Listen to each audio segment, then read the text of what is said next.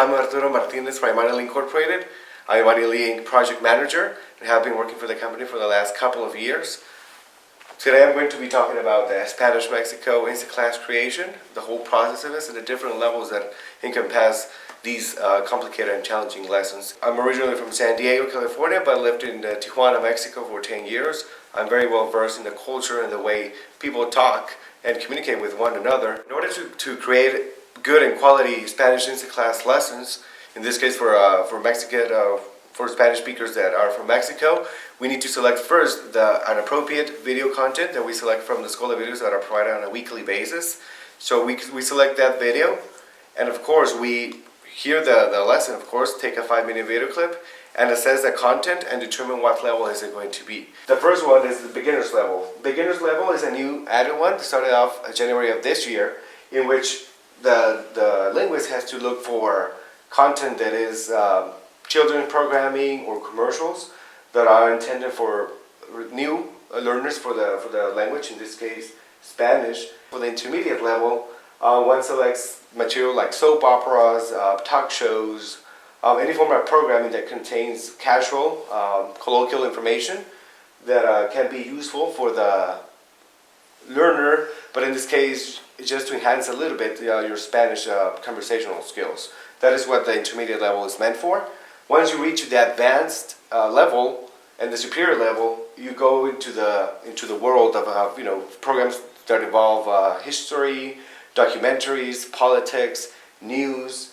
And when this example is a perfect demonstration about a superior level Instaclass lessons that contains high complex vocabulary words as well as challenging questions for the student that is going to be taking this lesson. And of course, as you go through, it's always good to have accents, commas. Always make sure that grammar, spelling, and punctuations are correct, because you're teaching it to the students, and it's your job to keep everything as it is on the video, but at the same time keep the context, which is the most challenging part for the linguist. Keep everything in the context of course, of making sense and trying to convey it in an easy but understandable manner too as well. The transcript is basically a form of a leeway to the translation, which is going to be the next section, the next part of the Instaclass lesson that encompasses the second essential part of the Instaclass. So once we go here to the Instaclass translation, we have here, it's generally less. It could be a little bit more, it can be a little bit less. It just depends on the level of the Instaclass lesson. This is a superior level. Not a lot of explanation is needed in the translation, because the student is intended to be a native speaker. It's just enhancing his or her skills. So you're just translating in an accurate manner. And the main thing to keep in the translation, of course, is just the meaning of it. So one phrase in Spanish can mean a whole different thing in English. So you have to translate accordingly. You can just do a literal translation or machine translations, which is not good. I've seen examples of those, and it's never good to do any form of machine translation for any language. Of course, it distorts material and it doesn't convey the proper message to the listener. So, for example, here in the quiz section, we have to elaborate questions that are appropriate to the level of the Instaclass lesson, which is in this case superior. So here's an example. I have a question that is high complex vocabulary and challenging for the student that is taking the quiz, of course. And I'm going to read the Spanish version of the sentence.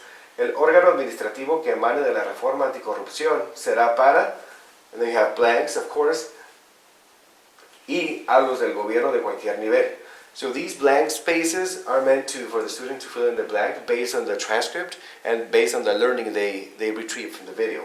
Of course, one of the main complex words here in the sentence is órgano, because órgano means organ. For the most part, it means organ, but in this case, it means institution, body, authoritative position. So that's something that the student must be able to identify in order to be able to correctly answer that question. One word can change the whole meaning of the question, of course, and the answer. The last section of the Instaclass lesson is the vocabulary section. It has to be between 10 to 20 words of vocabulary words, of course, and it has to match, of course, the level of complexity. For example, we have here one of the words in Spanish, lanza.